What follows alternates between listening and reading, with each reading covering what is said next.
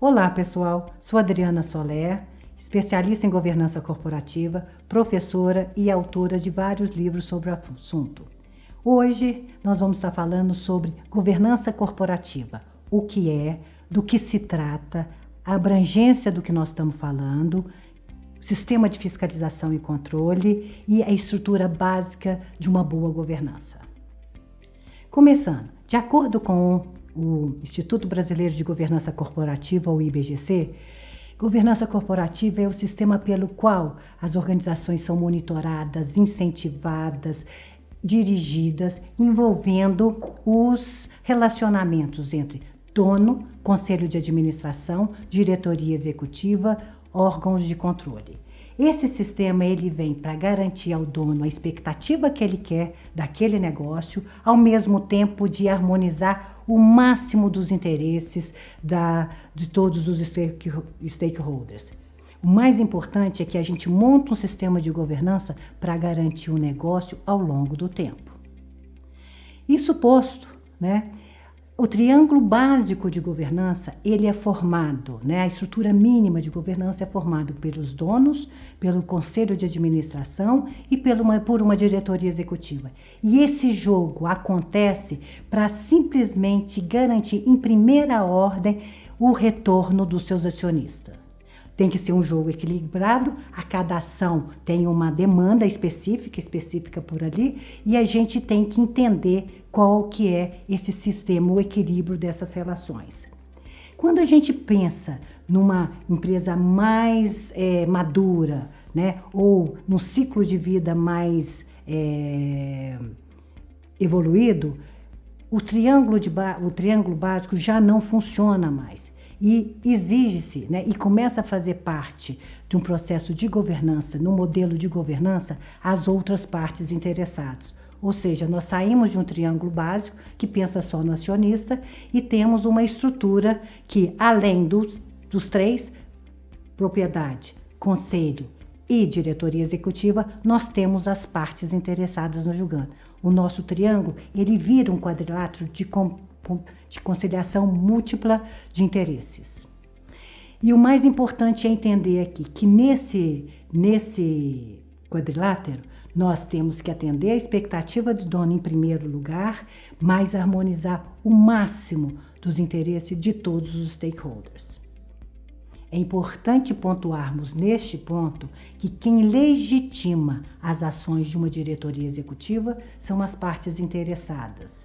Agora, cabe ao Conselho de Administração definir quando e como uma parte interessada vai começar a fazer parte do modelo de governança da sua empresa. O Conselho é que define quem entra, como entra. Os conflitos de agência é a essência de qualquer processo de governança corporativa. E o que nós estamos falando? Nós estamos falando de um acionista que é o agente principal. Esse acionista contrata um gestor, esperando que esse gestor ele preste os melhores serviços de gestão possível e passe para ele as informações sobre o negócio a hora que ele quiser. Qual que é a relação de agência que acontece nas empresas? Enquanto os donos estão pensando que os gestores que por ele contratado estão tomando as decisões pensando naquilo que é melhor para a empresa, muitas vezes esse gestor está tomando decisão pensando no seu próprio interesse. Conflito de agência diz respeito a esse, conflitos entre agentes econômicos no interesse na gestão ou no dividendo da empresa. E quanto mais a empresa cresce, quanto mais robusta ela fica, quanto mais complexo fica o negócio, mais conflitos de agência tem. Porque nós nunca vamos deixar de tê-los em qualquer que seja a organização. Porque os conflitos de agências, eles acontecem por dois motivos básicos. Nós nunca vamos ter um contrato que é completo. Haja vista que quando a última cláusula que nós temos em qualquer contrato é fique eleito o foro por aquilo ali. Você assina um contrato e você não sabe na vigência desse contrato o que pode acontecer aí. Vamos fazer uma parte, Um contrato que foi assinado por qualquer empresa, por qualquer empreendimento antes da pandemia. Ninguém podia prever que ela vinha. Depois como é que está acontecendo a pandemia e como é que nós vamos honrar com tudo que nós escrevemos num contexto completamente diferente. Os contratos nunca vão ser completos. E por outro lado, nós nunca vamos ter os agentes que são perfeitos.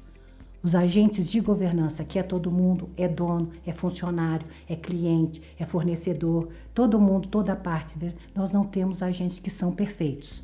Existe o oportunismo vigente em todos esses públicos. Não se fala em governança corporativa se referenciando apenas aos atores principais que são conselho, acionista, diretoria e partes interessadas.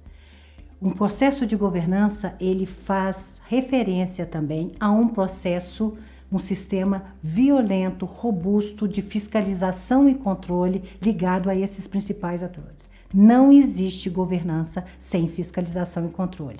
E normalmente numa empresa mais madura, né, num ciclo de vida mais avançado, nós temos como sistema de fiscalização o Conselho Fiscal, que é aquela instância que fiscaliza os atos dos administradores, entendendo administradores em governança, conselheiros e diretores, e é o Conselho Fiscal, que é um açaí brasileiro, só existe na legislação brasileira, que é responsável para denunciar as fraudes dentro de uma empresa.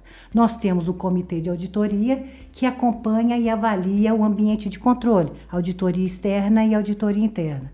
Temos também a auditoria independente, né, que é aquela que vai verificar a conformidade no cumprimento das disposições legais.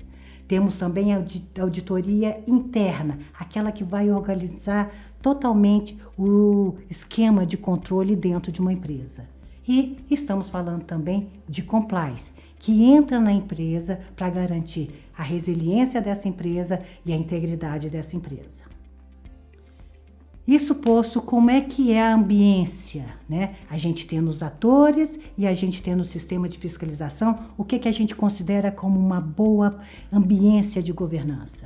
O jogo de governança começa na Assembleia de Acionistas. E é nessa hora, na Assembleia, onde todos os acionistas eles são representados, é definido quem faz parte de um conselho de administração. O conselho de administração, sigam aí na tela, direciona estrategicamente uma diretoria executiva. O que é um direcionamento estratégico? É o quanto eu quero de retorno dessa empresa e quais são os valores que vão suportar o dia a dia dessa empresa. Isso os conselheiros impõem e orientam a diretoria executiva. Com esse direcionamento, a diretoria executiva vai formular as suas estratégias para gestão e negócio. Formulou essas estratégias, isso volta para o conselho homologar. O conselho ele vai decidir, escolher aquelas estratégias que melhor, no parecer deles, vão atender os interesses do acionista. Isso volta para a diretoria executiva para ele fazer acontecer. As palavras-chave de um diretor executivo e a turma toda que trabalha abaixo dele é formular as estratégias para a gestão e para o negócio e fazer acontecer.